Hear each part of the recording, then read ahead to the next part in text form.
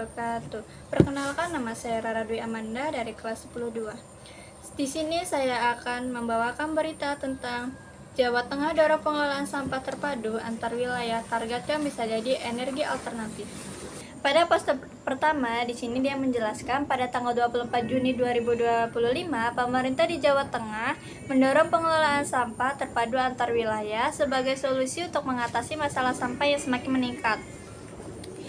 Program ini dilakukan melalui kerja sama antara pemerintah provinsi dengan kabupaten dan kota agar pengelolaan sampah menjadi lebih efektif. Melalui sistem ini, sampah tidak hanya dibuang, tetapi dipilah, diolah kembali agar bisa dimanfaatkan. Salah satu tujuan utamanya adalah energi alternatif, seperti listrik atau bahan bakar, yang dapat digunakan oleh masyarakat. Program ini juga diharapkan membuat pengelolaan sampah lebih efisien karena daerah yang memiliki fasilitas pengelolaan sampah dapat membantu daerah lain. Selain itu, masyarakat juga diharapkan ikut berperan, misalnya dengan memilah sampah dari rumah, mengurangi penggunaan plastik, dan mendukung kegiatan daur ulang. Dengan kerjasama antara pemerintah dan masyarakat, sampah bisa menjadi sumber energi yang bermanfaat. Poster kedua di sini menjelaskan peran hukum dan lembaga peradilan dalam menegakkan aturan di masyarakat. Di dalamnya terdapat unsur seperti hakim, pengadilan, buku hukum, serta proses persidangan yang melibatkan berbagai pihak. Hukum dibuat untuk mengatur kehidupan masyarakat agar tertib dan adil. Jika ada pelanggaran terhadap aturan, maka kasus tersebut akan diproses di pengadilan. Hakim bertugas memimpin persidangan dan memutuskan perkara berdasarkan hukum dan bukti yang ada. Hal ini juga berkaitan dengan kebijakan pemerintah dalam mengatasi masalah lingkungan, termasuk pengelolaan sampah dengan adanya aturan hukum. Masyarakat dan pihak terkait diharapkan mematuhi peraturan agar program ini, pengolahan sampah dan lingkungan, dapat berjalan dengan baik. Poster ketiga di sini menjelaskan energi ini berasal dari sumber yang dapat diperbarui dan lebih aman bagi lingkungan, seperti energi matahari dan angin. Energi tersebut dapat digunakan untuk menghasilkan listrik bagi rumah, kendaraan, dan kebutuhan sehari-hari.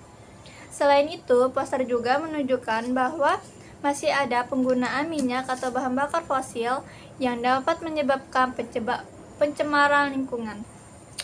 Oleh karena itu, masyarakat didorong untuk mulai beralih ke energi yang lebih bersih dan ramah lingkungan. Dengan menggunakan energi hijau, diharapkan lingkungan menjadi lebih bersih, polusi berkurang, dan sumber energi dapat digunakan secara berkelanjutan untuk masa depan. Pada poster keempat ini menjelaskan sampah akan dikelola secara terpadu dengan cara dipilah, diolah, dan dimanfaatkan kembali. Salah satu tujuannya adalah mengubah sampah menjadi energi alternatif yang bermanfaat bagi masyarakat.